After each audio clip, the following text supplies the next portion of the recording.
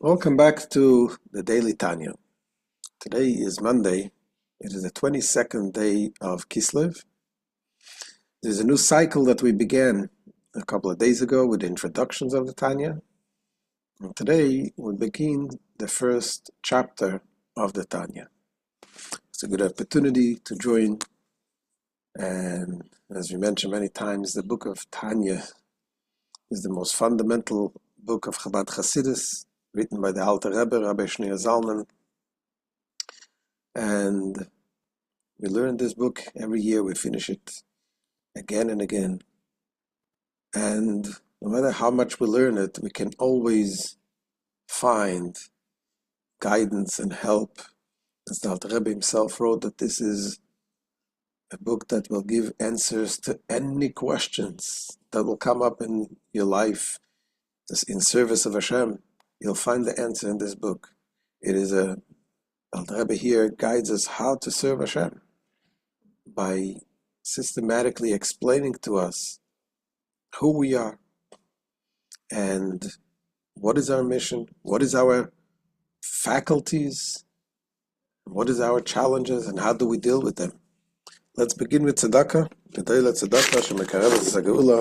hope that this learning will enhance the promise that the Alter Rebbe said, the Baal Shem Tov said, but the teachings of the Baal Shem Tov's teachings brings the coming of Mashiach,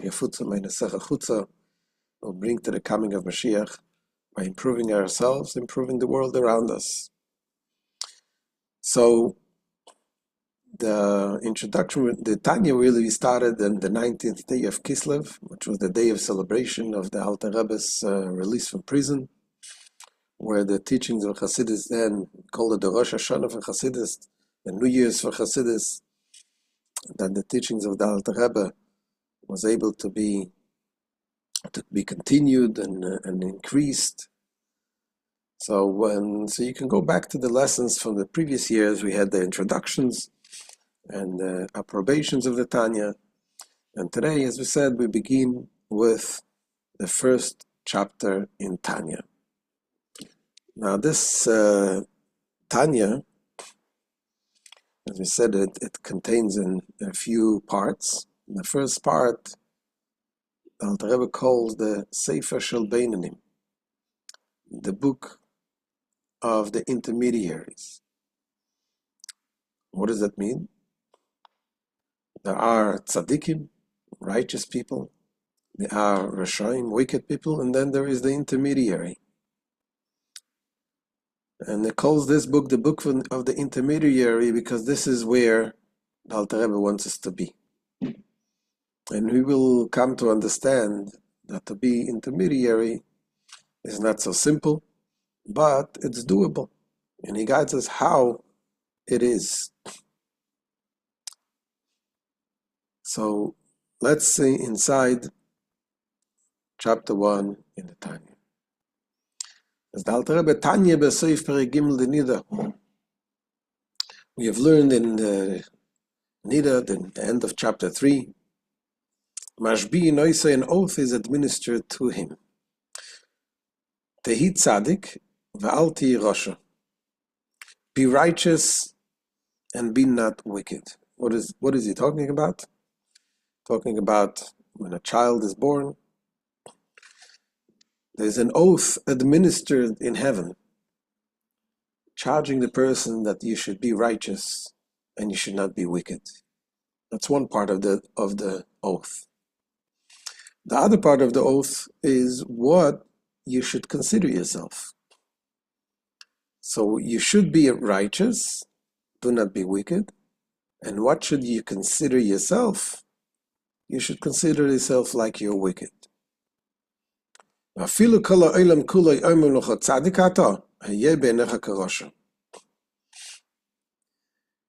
if the whole world, judging you by your actions, the whole world tells you that you are righteous, regard yourself as wicked. So here, Alter Rebbe begins this book by stating this statement from our sages. that we have to be righteous and we should consider ourselves like wicked. And Alter Rebbe wants to clarify what does that mean. That's going to lead Alter Rebbe to clarify what exactly is righteous, what exactly is wicked, and what is someone in between. And he begins by asking questions on this statement. The first question is a contradiction. So elsewhere it says, here we just said that every Jew is being administered an oath when he's born, that he should be righteous and he should consider himself like wicked.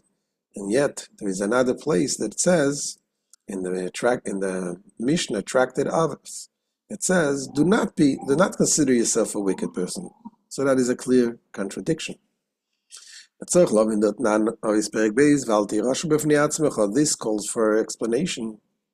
We have learned in the Mishnah in Tractate Avos, chapter 2, be not wicked in your own estimation. So that seems to be a contradiction. Another question Alter Rebbe asks is also logically. It doesn't make sense. If a person would consider himself like wicked, it's like today in the modern psychology, they tell you, don't tell a child you're a liar. Don't tell a child you're bad.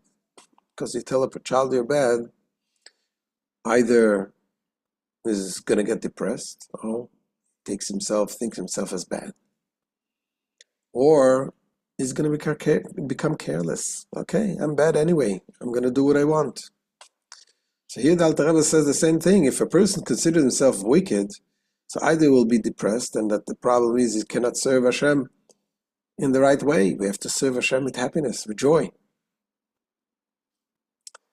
And if not, if you wouldn't feel bad about it, that may lead to carelessness. You say, okay, I'm bad anyway, so what's the point of trying even? So that's the question Alter Rebbe asks.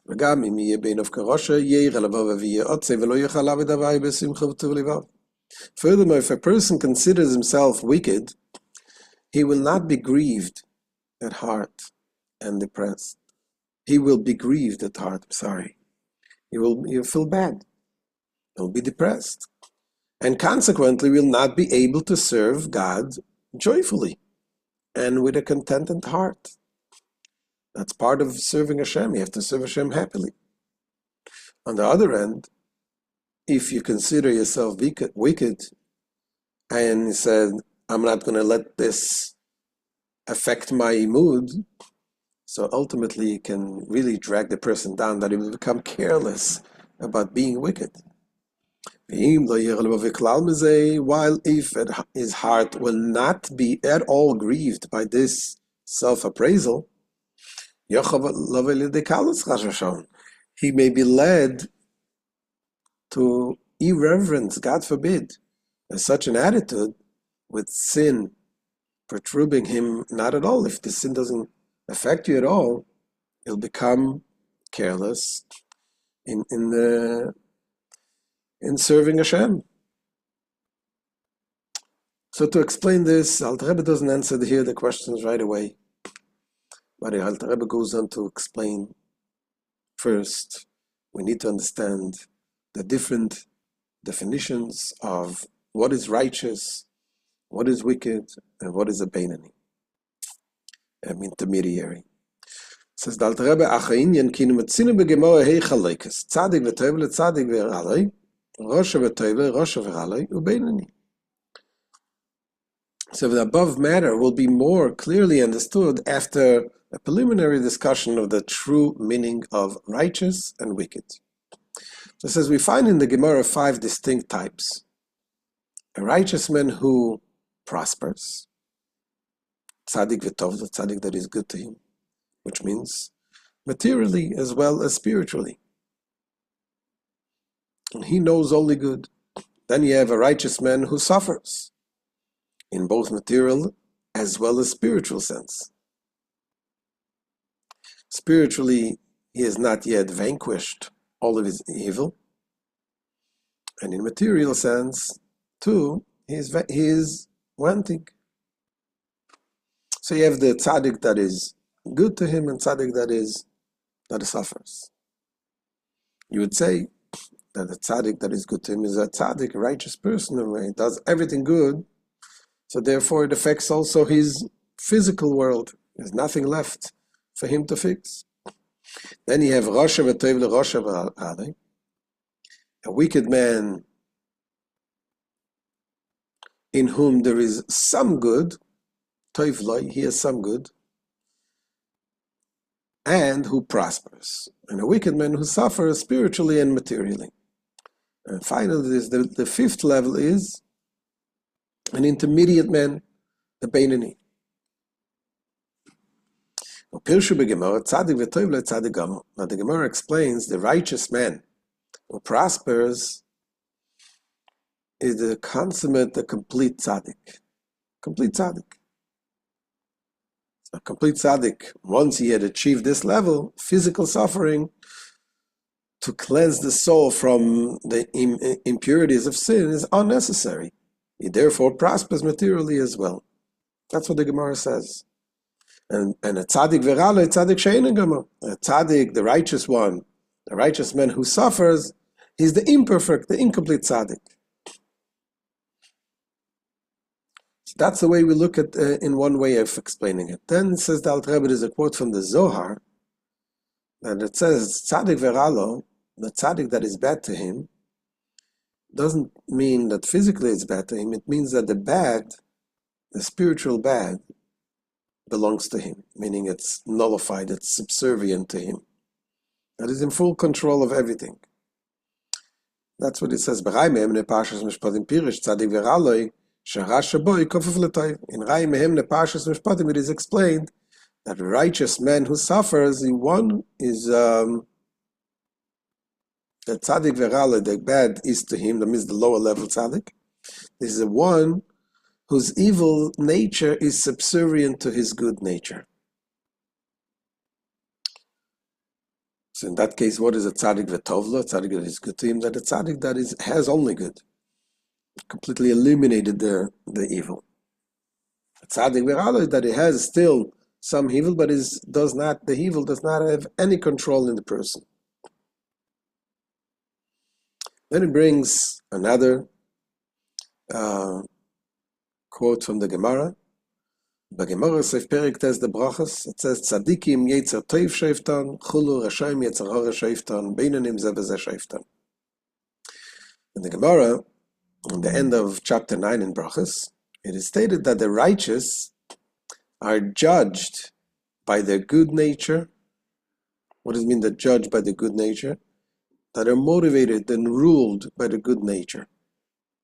That's a tzaddik. Good nature, the good side, rules everything what they do. The good nature is having the final say. And the wicked is the opposite. The wicked people are judged, meaning they're motivated and ruled by the evil nature. The evil nature having the final say. Now the intermediate person, the intermediate men, are judged by both the good and the evil nature. Okay? So this is the difference between the tzaddik, the Rasha, and the Beinoni. Says the Gemara there, one of the great sages, by the name Rabbah, was the greatest sage of his time. When he taught his students about these different levels, he said to his students, you want to know who is a Beinoni, who is an intermediate person, look at me. I'm a Beinoni.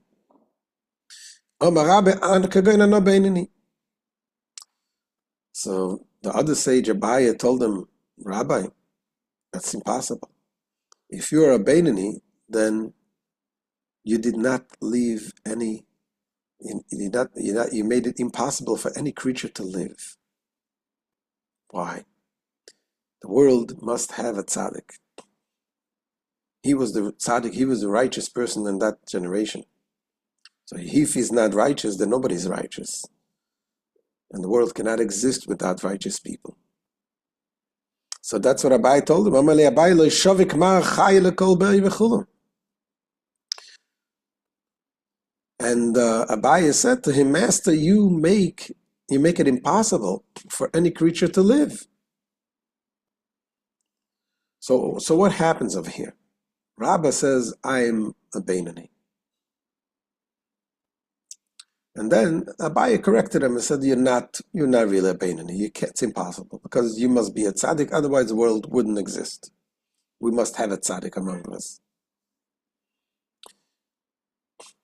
And the question is, why would Rabba think that he's a Beinani? Why would Rabbi think that he's an intermediate? Obviously, he knew who he was. So that's what Alter Rebbe is going to ask. We need clarification in this. Well, loving calls it by to understand all of the aforesaid clearly, an explanation is called for. And Alter Rebbe is going to ask a few questions. And the story and other places again to lead us to understand what is a tzaddik, and what is a rasha, and what is a beinani. So he begins with one question. It says, the Talmud tells us in Baba Basra, that Eov said, Job spoke to Hashem and says, Master of the universe, Lord of the universe, you have created tzaddikim, you have created rashayim. And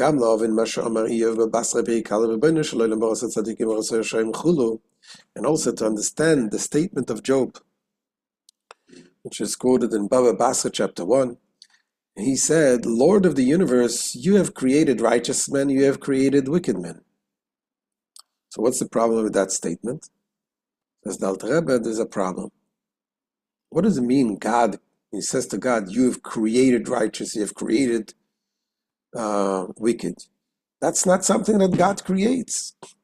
God creates us, and it determines, it says before a child is born, there's an angel that says this person would be wise, it would be foolish, would be rich, will be poor, all kind of things. But it does not say whether the person will be righteous or wicked. Why? Because that's really up to the person. That's up to the person. Hashem does not determine this by himself. He gives the person the free choice. And that is the question Alter Rebbe is asking. V'tzadik v'rosha lo ka'ama. For he does not decree which person are to be righteous and wicked. So what does it mean that Job says to Hashem, you have created righteous, you have created wicked? Additionally, says the Alter Rebbe, we need to understand exactly what is the intermediate. We understand what is righteous, perhaps. Righteous person who does the right thing. Wicked person does the wrong thing. What is the intermediate? Does he do right or does he do wrong? Does he do half and half? No, it's impossible. He'll explain you why. In most madregas habeinani, we must also understand the essential nature, mahut, the nature of the rank of the beinani, the intermediate person. What is it? So he says we can certainly say it's not a person who has half virtues and half sins. Why? Because if that would be the case, Rabbah, that great sage that we just quoted, Rabbah, he would never mistakenly think that he's a beinani. He knew that he doesn't do any sins. He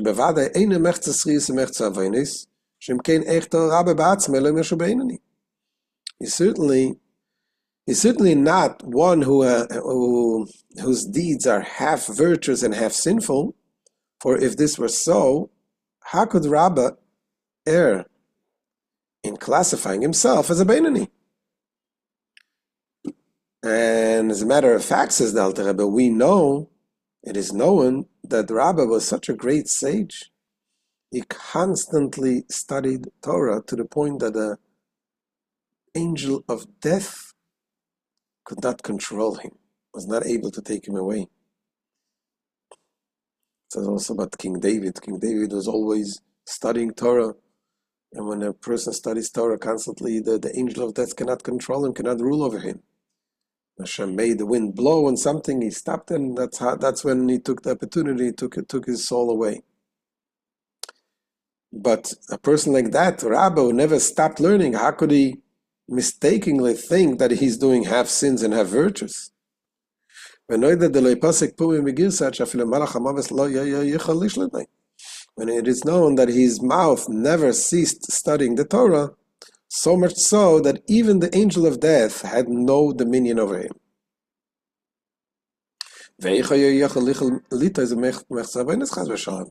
How then could he err in considering that half of his deeds were sinful, God forbid? So certainly we cannot say that a Beinani is half sins and half virtues, because Rabbi would not mistakenly think that he's a Beinani. Another question the Alter Rebbe is asking: at what point is a person considered Beinani? If a person does something good, he is righteous. If he does something bad, he is considered right away wicked.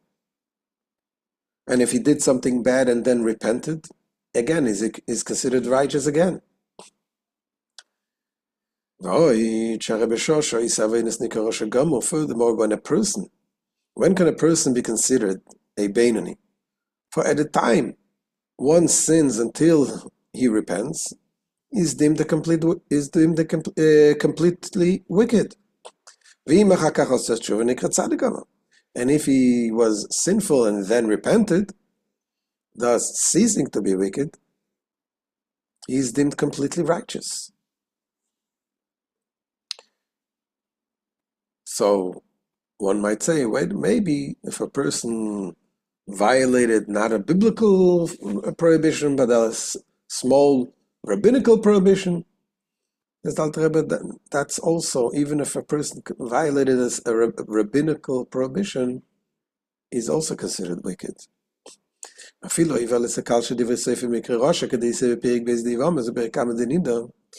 if he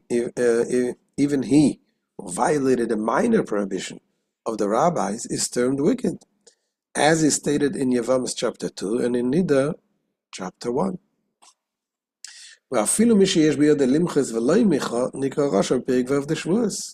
Moreover, even he who himself does not sin, but has the opportunity to forewarn another against sinning and fails to do so, he is also termed wicked.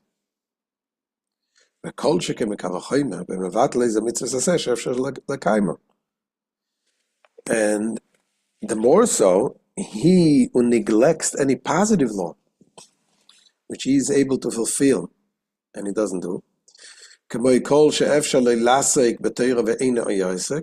instance, whoever is able to study Torah and does not do so.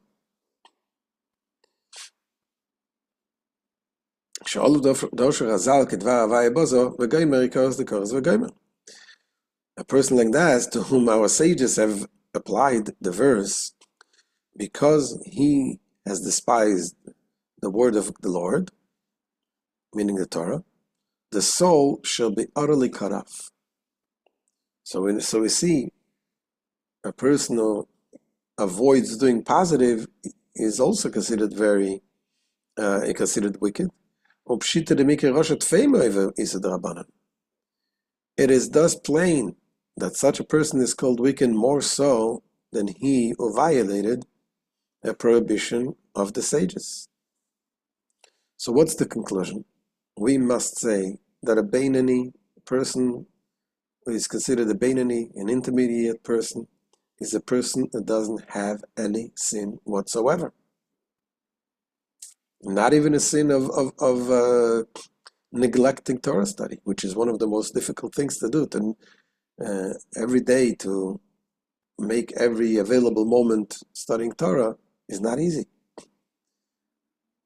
But even when a person does that, at the moment, until he repents, is considered a rasha, a wicked person.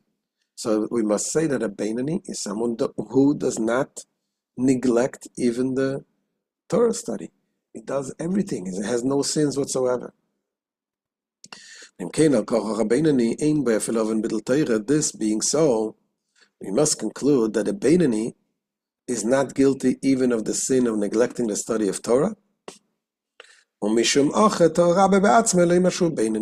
This is why Rabbi mistook himself for a Beinani. Because he knows that a Beinani, knows what is a Beinani. A Beinani is a person who constantly does the right thing. So he thought that he is a Beinani. The fact that he studies Torah all the time doesn't mean that he's a tzaddik. That's what he thought. He thought he's a Beinani. Now in the footnotes, the Alter Rebbe quotes that it seems in the Zohar, it seems otherwise, that it says that a tzaddik, veralo, that he has few sins. As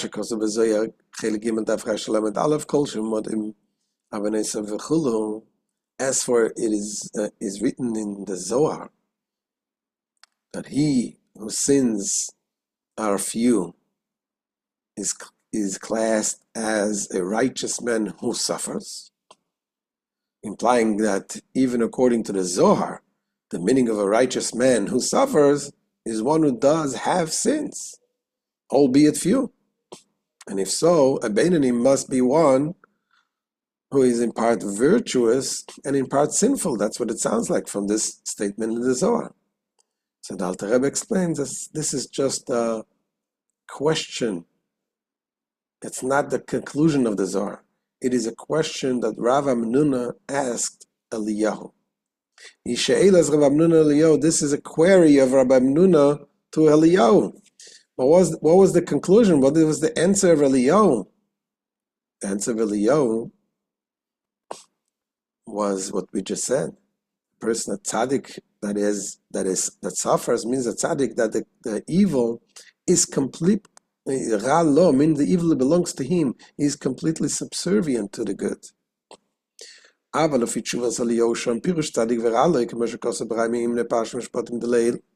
according to Elijah's answer, the meaning of the righteous man who suffers is as stated in Imne Parshas Mishpatim quoted above, that the righteous man who suffers is one whose evil nature is subservient to his good nature. And the Torah has 70 faces, 70 facets, modes of interpretations. That's why Rabbi Amnuna had this question to begin with. So to conclude, here the Alter Rebbe begins the Sefer Shel Beinim in the book of the intermediary, explaining to us what is a tzaddik, what is a rasha, what is a Beinani, and of course this is just the beginning of the explanation. We ruled out that a Beinani is a person who has any sins, because otherwise Rabbi would not thinking that he's a Beinani. What is interesting, that in the beginning of this book, Tanya, we quoted a statement from the Talmud that Mashbi'in also tehi tzaddik. It is the book of the Beinani, yet it says that every person, every Jew is being administered an oath before he's born to be righteous. And yet the book is the book of the Beinani. As we'll explain, to be righteous is not something that anybody can do. So why does he quote this verse about being righteous? So of course, Alter Rebbe is guiding us. What is the right thing to do? What is the thing that the realistic thing what we can achieve is to be a Beinani. At the same time, we must have also the remembering the oath, remembering and to strive to something greater, something higher. When you have that in mind, when you know the empowering that Hashem gives us, the oath that every Jew is administered, that will help you to keep alive, to keep warm, to keep connected to Hashem. There was a chassid of the Alter Rebbe, Reb Nechemye of Dubrovna, and he once said that he saw in the army, one of the soldiers was being punished because he was standing in the cold winter and his feet were frozen. So they punished him for the fact that his feet that he froze. He couldn't move. And he asked, why are you punishing me? Is it my fault that it's freezing outside and I'm freezing over here? And the commander told him, of course, if you would remember the oath that you took in the army to keep loyalty to the king, that oath should have kept you warm. And Nehemiah said that scene gave him strength for 25 years to serve Hashem. Because that reminded him that the oath that he's taking, that we learned just now, the oath that we are being administered, Tehi tzaddik, be righteous. And we keep the fire. That will help us to at least stay in Beinani, which is not easy, but we're working on it. So, Be'ezrat Hashem, we shall continue this. Have a wonderful day, and we'll see you, Be'ezrat Hashem, tomorrow.